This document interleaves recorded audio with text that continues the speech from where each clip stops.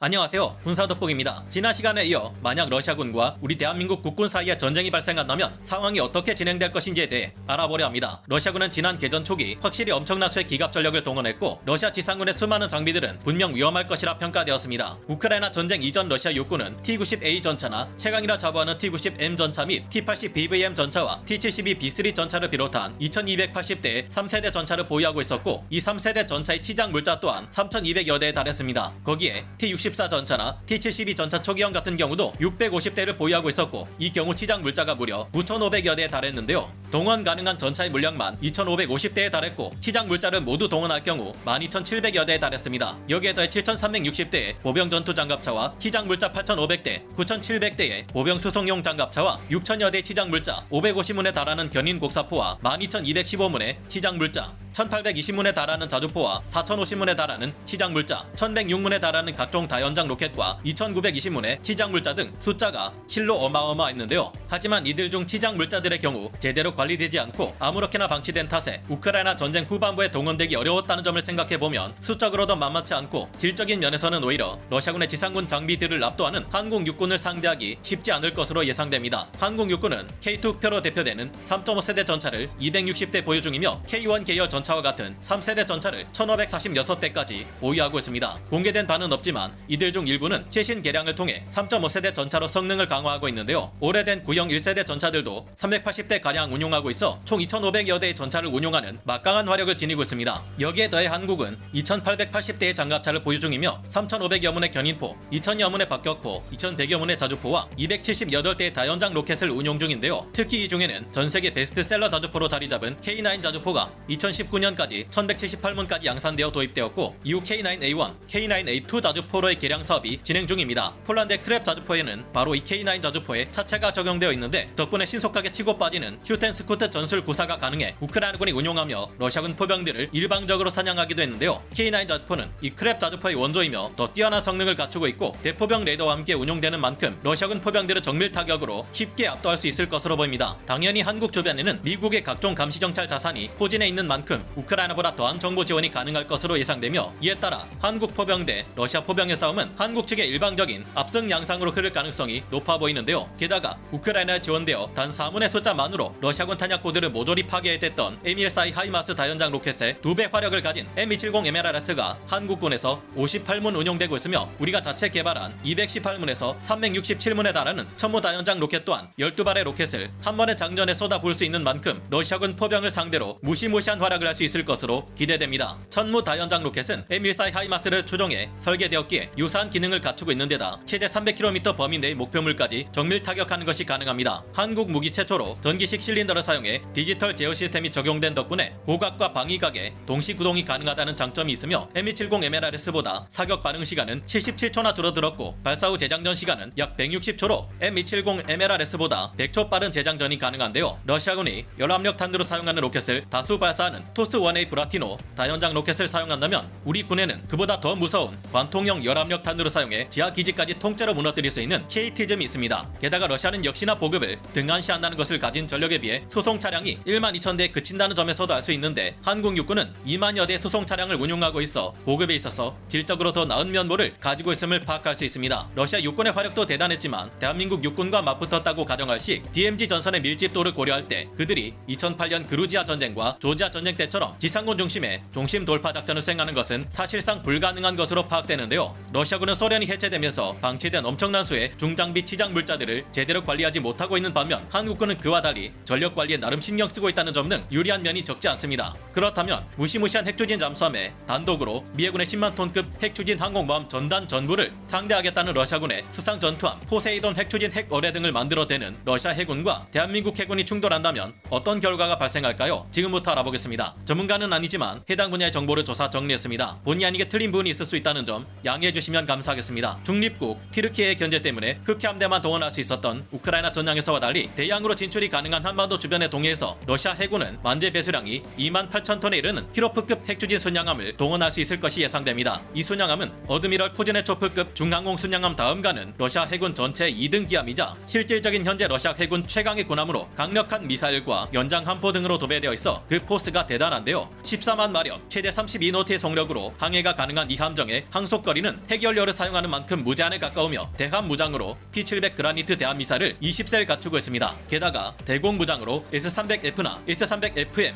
함대공 미사를 96셀, SAN9 토르 건틀렛 단거리 함대공 미사를 64셀 탑재하거나 SAN4 개코 단거리 함대공 미사를 40기까지 탑재하는 것이 가능합니다. 여기에 대잠 무장으로 RBU-1000 305mm 1연장 대잠 폭뢰 발사기 1문이나 UDAV-1 254mm 대잠 폭뢰 발사기 2문을 탑재하고 있으며 SSN-14 사일렉스 대잠 미사를 14기 탑재하거나 10kg에서 20kg 규모의 핵탄두를 탑재하는 SSN-15 스타피시 대잠 미사를 탑재할 수도 있는데요. 이외에 533mm 5연장 어뢰 발사관 2기에 53형 대잠 어뢰를 탑재하고 있고 정찰 및 감시용으로 카모프 27 대잠 헬기나 카모프 35 조기 경보 헬기를 3기 운용하고 있습니다. 하지만 이 중 현역으로 활동 중인 것은 현재 오버홀 및 현대화 개장 계획이 진행 중인 3번함 어드미럴 나히모프함과 북방함대 기함인 4번함 표트르 벨리키함 뿐인데요. 러시아군은 키로프급 순양함을 부활시키려 하고 있지만 그 계획이 원만히 이루어지지 않고 있는 중입니다. 이 수상함의 크기가 워낙 크다 보니 개량에는 어마어마한 비용이 들지만 우크라이나 전쟁 이전을 기점으로 해도 이를 감당해낼 수 없을 만큼 러시아의 국가 재정 상태가 아주 위태로웠기 때문인데요. 그 결과 1번함과 2번함은 해체가 진행되었고 3번함인 어드미럴 나이모프함도 중요 개량을 끝내고 전자장비 등을 추가해 재취역할 예정이라지만 이 일정이 2018년에서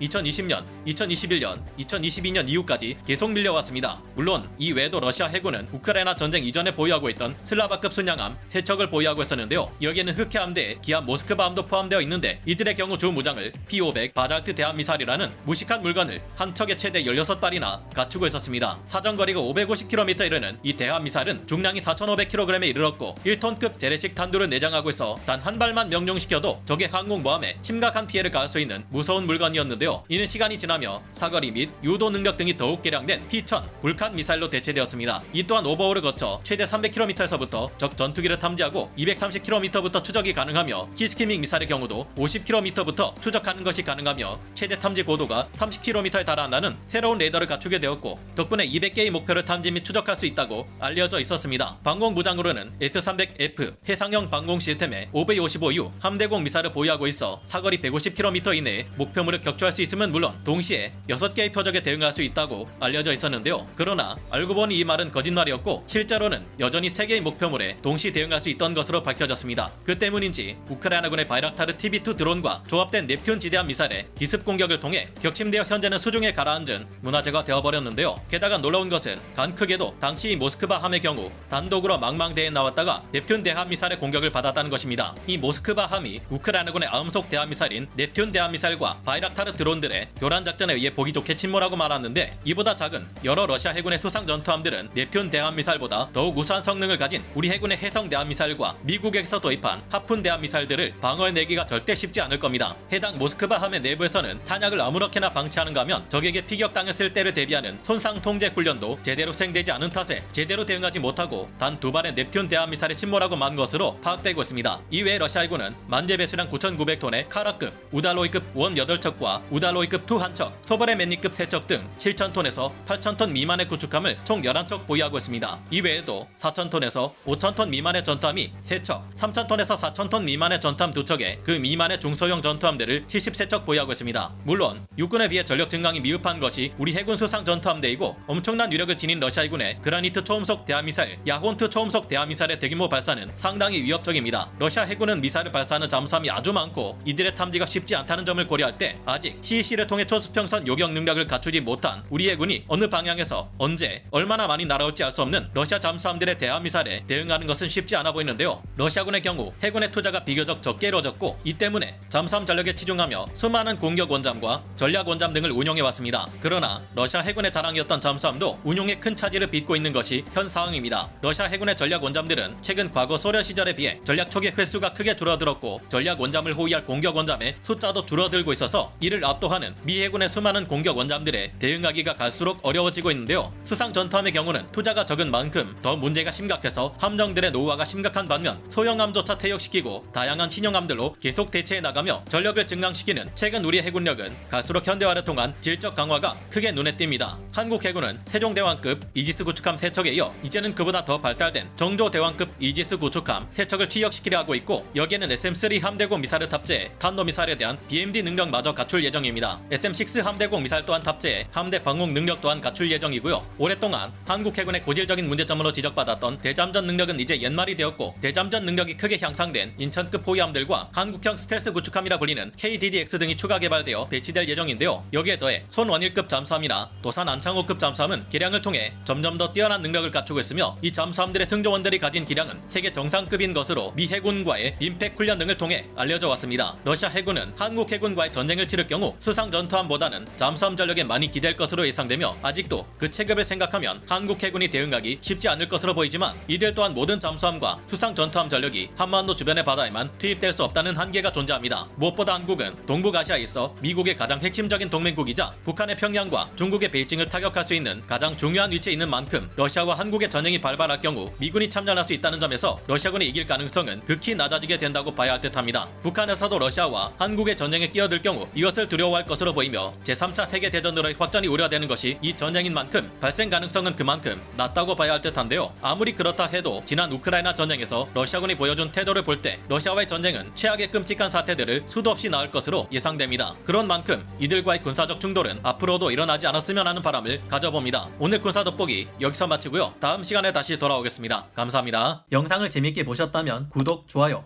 알림 설정 부탁드리겠습니다.